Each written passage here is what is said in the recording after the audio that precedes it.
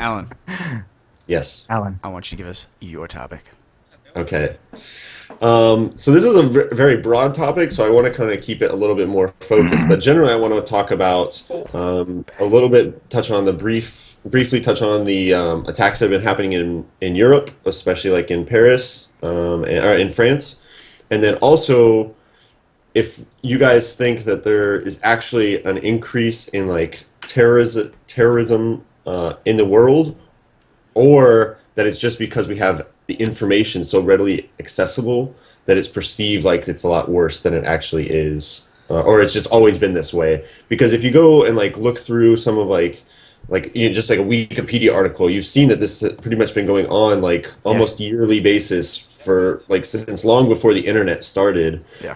But there's like this crazy fear all the time that like like the Muslims are taking over, or like like the world's going to hell, like, the Arab world or something. Yeah. But So I statistically, just want to get your guys' perspectives on that side of it, and then just also kind of just reactions on what you think should be done and how you think Europe might change based on what's been going on over there. Because a lot of people are concerned that what's been happening in France is going to lead to a leader being put into power that's similar to somebody like a Donald Trump, who's just extremely ignorant because they just people are going to be so scared and I have so a terrified that they question just for want to you. turn to somebody who just like is so radical and extreme that they end up in like a worse spot and end up having somebody more like dictatorish. That's what I was hearing too. So I have a question for you. Was the person that performed that attack in Nice, was he labeling himself from ISIS? Was that being promoted that way through the media? No, right? Apparently, like ISIS claimed responsibility, but it seems like because they have such strong social media presence, they always know when these things happen, and then they say they claim responsibility. I think just to kind of put their umbrella over everything, to kind of I was going to push their own agenda. Yeah, because like a lot of stuff that I was researching and finding out about the attack is that the guy was completely non-religious, like in almost every way. Like if it was going to be done and he was the one that accomplished it, it was like because of hate in some way or anger in some way or another. From what I understand, he not so much a religious act. He was super upset, and I think he was mentally unstable. Yeah, and I think that's really just drove him to that breaking point. Cause the act. Yeah, I don't think it had anything to do with ISIS. Even the Orlando shooting. Yeah, the Orlando shooting guy, like he said, I came from ISIS, but really it just seemed like from kind of learning the background, he was a repressed, like homosexual man who was like grew up in a specific culture where that was like worse than anything possible, and he had to kind of get an outlet somewhere. So I guess why I'm saying this is because then to me it kind of seems like stories get turned to push agendas. To me, so like, absolutely. I think that right now the use of terrorism being like in our faces so much is because of that reasoning, because of like looking to try to push agendas in certain directions, like whatever that be. But I think that's why we're kind of, like you were saying, it's existed. It's always been around. But why is it be so much? Why is it since 2001, the Twin Towers event, been like in our face every day, always? You know what I mean? Like because they know that can sell something or that can push something or so it exists. It's out there. Things are happening. So now everything's being labeled underneath the idea of terrorism, and the idea of terrorism can never be killed. Right, so it's just that never-ending enemy, villain, whatever you want to call it. And it's just like vague cloud that you can kind of put over anything. Yeah, exactly. So like, you can call anything terrorism, and it'll have that like visceral reaction that people have, and you'll get what you want out of it. Yeah, you get like that mental image of like a guy in like a black mask with like an AK-47 like shooting everybody. But like then they're like, if it's like this white dude, that shoots up, Planned Parenthood, they don't call it terrorism. It's just a mentally unstable guy. So like whenever they put terrorism, you immediately see like a brown person doing stuff, not like a white dude doing stuff. It's so funny because like I was stop pushing that agenda, and like Rachael said, and it's unfortunate that they use something so damaging as like people being afraid for their lives to kind of like sell a thing. But like being from Chicago, which is like basically the murder capital of the United States, everyone's like, oh my God, how do you live? And it's like I don't fear being killed every day of my life. Like the murders are all centralized in very high gang areas. That's where a lot of that comes from. But yet the idea that Chicago is in a state of terror is this like media thing that's like being pushed and it's so a media hard. thing that's exactly. It's like skewing the facts to make them work in their favor for whatever reason they need, right? And if it needs to be that it's the murder capital of whatever, then that's what they're going to push, and they're not going to tell you about all the other little things. It's a gang on gang. It's only located in this area. Anything else is not a problem, or whatever it be.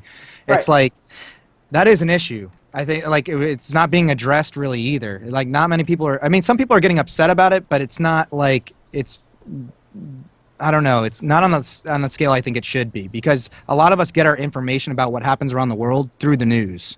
So if we're getting skewed information, then none of us are making good educated decisions, or even have the right to have an opinion on any of this, because it's like they're not getting the facts. And I feel like a lot of the actual facts of the case, like, this thing with Nice, France, or even the Orlando shooting or whatever, it's like to put it under that broad umbrella of terrorism, you're ignoring the actual like nuances of the issues and like what actually may be the issues of the people, the individuals, and like what happened and what was their mental state and what was their issue and why did they do it. You just want to attribute it to this general idea of terrorism, and then when people hear terrorism, all they hear is Islam, Muslim, brown, and then that's just like furthering that hate, which is I feel is like that's the only agenda, because otherwise why not focus on these things as individual attacks? And if you find that 2 or 3 of them are related, great. Now that'll help you solve what's going on. But they don't even do that. They just, as soon as they hear an attack happens, it's like, oh, it's terrorism, lump it in with all the other terrorists. Well, because it's like the news media outlets, it's like the first person to say something real quick is the guy that wins, especially if he gets it right. You know what I mean? Like, he could throw whatever bullshit he wants against the wall. If it sticks,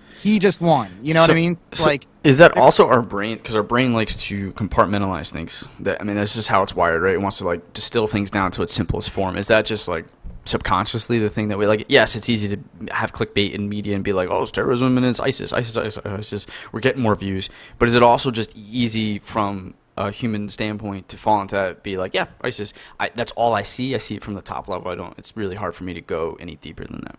No, because I think it goes back to what we were discussing with my topic on the privilege and the feminism and whatever. It's like, yeah, it's easy for you to just take what works for you as being in the position that you're in. As like an American, we're, in a position of privilege over a lot of countries in the world. And so it's easy for us to just assume that everybody's an asshole in relation to us. Or, as a white guy in the South and whatever, it's like you want to preserve your state of living. And so it's easy for you. It's easy. It'll always be easy for you to just attribute it to this other thing, this other person, or slap the label on it that has been slapped on it before because it's easy for you. And I think that it's done purposely. It's not done as just like this haphazard thing because people are lazy. These people aren't lazy. Like, this is a plan. Like, you know what I mean? Like, this stuff's being done on purpose. So I don't think that it's necessarily that. Interesting. Yeah, and I'm not trying to just like throw out like conspiracy theories or anything like this, but I'm just saying, like, who knows how this agenda helps assist that guy that we're talking about, right? Like that one that's like the Trump version. So if you're instilling fear through this and you're publicizing it in any way that you want to, obviously it's going to help that guy who's saying, I'm going to do whatever it takes to. I'm going to come in and save you. Yeah, exactly. Right. That's what he's. That's exactly you're what creating a savior. And it's not really a situation that was to have a savior, and so if you have to instill this like grand fear in people, and then come in and tell them it's like a salesman, just like Hollywood.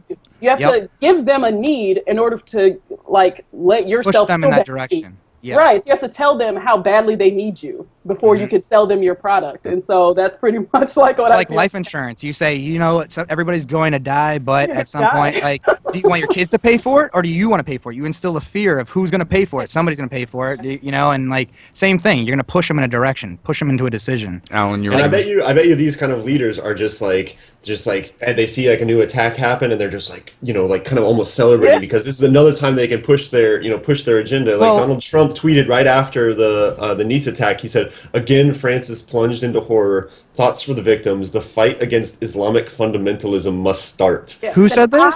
Donald Trump tweeted this. See, and he. Oh man, and I had bet nothing to do. I'm not looking at the actual tweet. This is just like a paraphrasing, a link to it. They have or just like a link from it. From his Twitter, but I guarantee you there's probably like hundreds of thousands of retweets and favorites on this tweet because people are just like the mass hysteria is just like oh my god, like yes, and now we need this guy to lead us against. I want it to be us, and he's like going to save us from it being us. Like, yeah, exactly. I saw Facebook posts of like, oh, I can't believe that sucks, blah blah blah. It has to stop, and in that context, it has to stop is in my I was 100% positive that it has to do with radical Muslims, but when you or just Muslims, right? But when you look at the guy like has nothing to do with ISIS. He's just fucking mentally unstable because he lost his wife and his family, and he's fucking going nuts. So. Yeah, and Donald Trump doing the same thing is just another kind of point and evidence to what you guys are describing. People just making something a bigger thing to benefit them in the long run, right? They're just jumping on it so that they can show. To keep themselves comfortable, to keep to push their agenda in some ways, either to keep themselves comfortable or to get themselves in a position of power. And it's once again that power that we're talking about. Like so many people are so addicted to it, and they're striving to make more and more of it, and make. They see themselves and there could be white individuals that are males that see themselves on a totally different pedestal than where we see ourselves. Like they see themselves here, and they think that's to keep that going. They need to, make everybody believe their lie. And that's why it's really important, like Rachel was saying, to identify the nuances and highlight them, like very, very importantly, because if you don't, you're actually just giving ISIS more power. That's what they want. Yeah. They're creating an us versus them mentality. Mm-hmm. Everything you contribute to them is just making them feel like they're more in control, like they know what they're doing, and that they're being successful, right? But it's super important to not get it's also what media finally started doing. And when there is a massacre, they don't necessarily will name that person, or when someone goes streaking, as another example, in a sports stadium, they cut away. They don't highlight that because that don't give them the negative attention that they want. Exactly, because more people will feel like, oh, I'll get on TV if I do this. And so by being responsible, which I think is a key word of having the willpower to not take the time to address the situation, think about it, and then be really methodical on how you approach it and present it, that will lead to a better kind of communication around the subject and less us versus them and less Donald Trumps in the world. Yeah. And I think that's the main thing here in reference to what you were asking in general, Alan, is it's all about personal responsibility and social responsibility. On a personal level, each one of us has the responsibility to seek out this information on our own and make our own choices and thoughts, and then live out those positive, actual real thoughts in life. Don't use this as a reason to hate all, Muslims or followers of Islam, whatever. And, that's our personal responsibility. But then the media has its own responsibility, which it shits on a day-to-day basis to keep us informed of actual real facts. And instead, it's trying to push this agenda. And they don't realize that, if I'm trying to push my agenda on, let's say you, Alan, and get you to do something I want to do, okay, fine. I'm hurting your feelings, and that sucks, and I'm getting you to do something. But the media, you're controlling large numbers of people and controlling the way the entire world works, controlling the way the economy is going to function based on these decisions. It's such a huge power to abuse. Right. And so, there's no responsibility there. No one's taking responsibility for it. And if you point a finger at someone, they're all like, no, I'm just part of a machine. I don't know. I don't have these things. But, every writer, every newscaster, every whatever, you guys all have responsibility, but nobody wants. So I'd argue that it's weird, but the social media gives power to a lot of individuals these days, and every aunt, uncle, son, nephew has that same responsibility about what they choose to share and link. And I personally got a little heated, and we said as an educational moment to be look, this is not right. When I see something like that, I'm you are friends with over 400 people. You are sharing something that I think is systematically wrong, right? And I think it actually can do harm to people who are not as educated and will take that as influence and start believing in it. And so don't share that thing, and don't just click on it as soon as you see one word that resonates with you. Really take the time to think about it. You have to be responsible for whatever you're putting out there, because you are responsible for that ripple effect that happens. Exactly. That's social media. I agree with that too. But honestly, the large scale media is a big deal too. So because a lot of them are getting their information from that source. You know what I mean? That Fox News or the CNN or the MSNBC, and talking about responsibility for that, taking responsibility for giving out, misrepresented facts. During the Black Lives Matter movement in Dallas, the shooting that occurred, the first shooter that was announced on the news was national news was the wrong guy. The wrong guy, right? Yeah. Right, the wrong guy. So now this guy's life is he got that's completely irresponsible. His for name the is news rolling media outlets. forever. Exactly. So now he comes back to his social media and he's got hate comments. He's got "I'm gonna kill you" threats. He's got all this different stuff. And then you know what? The police office, the police department, and the news media outlet, nobody spoke out about that wrong information to clear his name. So he's just out there in the world doing his thing, trying to defend himself. Right. So, and then the other thing is this: did anything happen to that news media outlet? Did they get any fines? Did they get any? I just want to say, okay, so yeah, that happened, and the media was not the ones to correct it. Every normal social media users identified who he was. Like, not only was his brother, trying to phone in and let people know, but other people, using evidence from other videos on the scene to be like, hey, it's not this guy. Look, he's right here, standing right here the entire time. That's and then once that finally picked up traction, that's when the media outlets were like, oh, hey, this was not the right guy. They didn't have a choice. Otherwise, they would when it was called out. Otherwise, they might have just put let him go down with the ship. Yeah, they would. Whatever you call it, the bullseye right on his back. You know what I mean? And that's killed in that time frame. That's not. In that's Texas, what I'm saying. But that's what I'm saying. So when we talk about self-responsibility for the information that they're releasing to the nation, we're talking about 330 million people or something plus now. That's a big power, and that influences a lot of people's minds on what's occurring and happening. If you're telling me that guy's the one that's killing everybody, the cops right now, you're telling me, and I'm going to accept that as a fact, dude, somebody might shoot that dude. Yeah. He might die he's innocent for an error in the announcement of their information. And they're not getting, there's no retaliation to them. There's no punishment for them. And then the white guy that would have shot him would have been able to use that as a defense. I had the wrong information, and he wouldn't have even been punished for it. I guarantee you that. And so it's just this snowball effect going down a hill where when you start this thing, you have to start it with responsibility and truth. But they want to start it with emotion and trying to sway people and using it like it's a tool to, it's not fact-based. It's never fact-based. And I never know what to do, in terms of the news and what news outlets I can trust and what I can read, because it's agree. You have to read it knowing that I have to cross-reference 1,000 times to actually think if is it semi-real? Is this actually kind of real? First of all, did this even happen?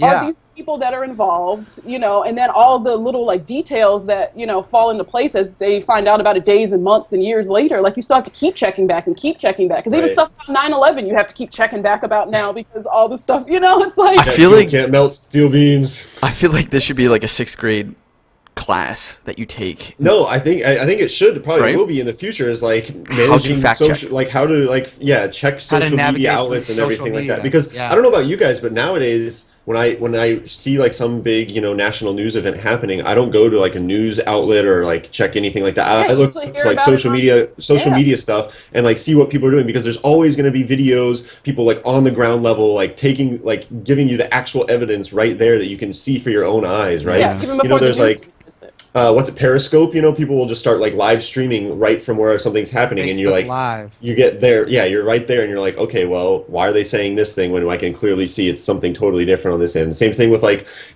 police officers in the body cams and people just filming that kind of stuff. It's just we're gonna have this evidence, so you need to be figuring out how you're gonna adapt your news reporting when people can call you out within a second. I think that's the biggest wrench in the entire idea, in the entire scheme of things. Is the agenda doesn't get pushed so easily because it's so readily available for us nowadays to be able to get some of that information, because everybody's got a smartphone now and you can record, and if you're recording that situation while it's going down and it's being streamed to Facebook Live or Periscope or whatever it is, it's you're going to get better information from that than you would from any type of news media outlet. You know what I mean? It's interesting, right? Because I feel like the more people who cut the cord are going to be almost liberated, which is a way too extreme word, but have a greater potential chance of not being influenced by that, by forcing them to go into social media to accept this, right?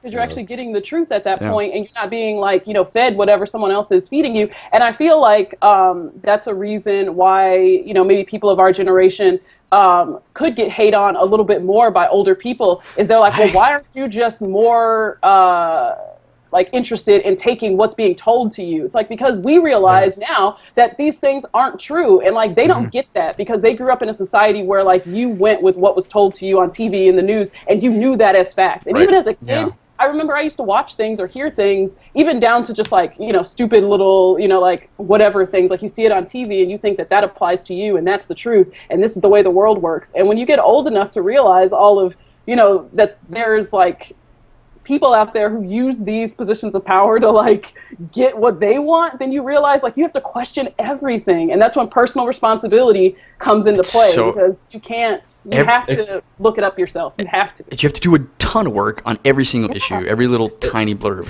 It all kind of loops back. It loops back to what you said first, Rachel. Was like checks on your checks. Like you have to do that for everything. Yeah, it's crazy.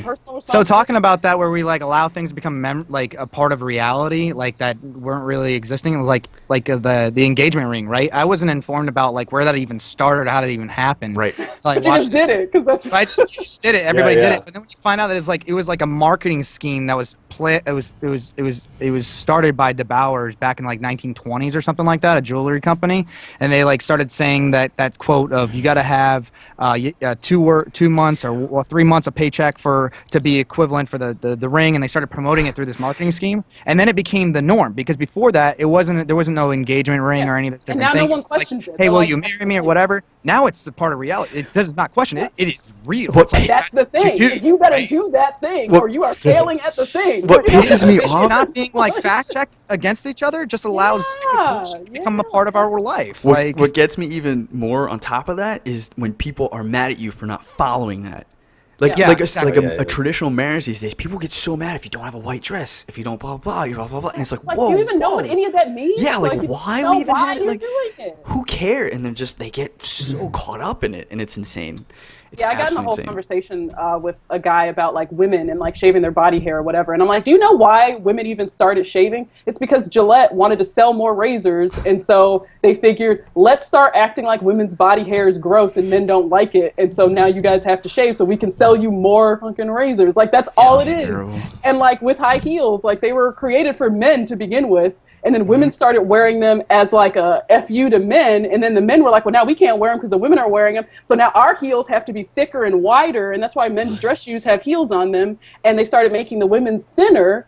And they weren't even a sexual thing until like a guy decided he wanted to photograph women only wearing heels as like a sexual revolution thing. Like, we are like men. Here we are standing in heels like men stand. And now it's become like a feminine thing. And it's like, it's not, it never was. It was all about like, and so it's all perspective. Mind blown. That's what I But isn't it crazy how much that stuff stacks, and then when not checking, it just becomes the norm. You don't even know where the stuff comes from. I think that shit's cool, because then you like trace it all back and you find out and you're like, what the fuck, I'm believing this shit? This is a part of my reality? Like, But then you're liberated, because then you can actually have full control of making that decision. Right. Do you like heels? Because it's fine if you do. Just wear them because you believe in it. But don't do it just because you think that is like what you need to do. Like, make that decision because you honestly like it or want to do it, or it represents something to you, right?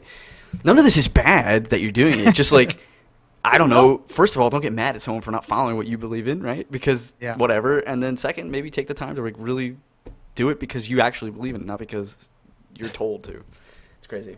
Yeah. We went way off topic. Yeah. But that's everything. It was, So, naturally flowed. The title for that episode will be like Terrorism, Social Media, and Other Things. And Heels. And heels. Yeah, actually, maybe it'll just be about heels, because that was mind-blowing. People are like, man, when are they going to talk about heels? Mind-blowing.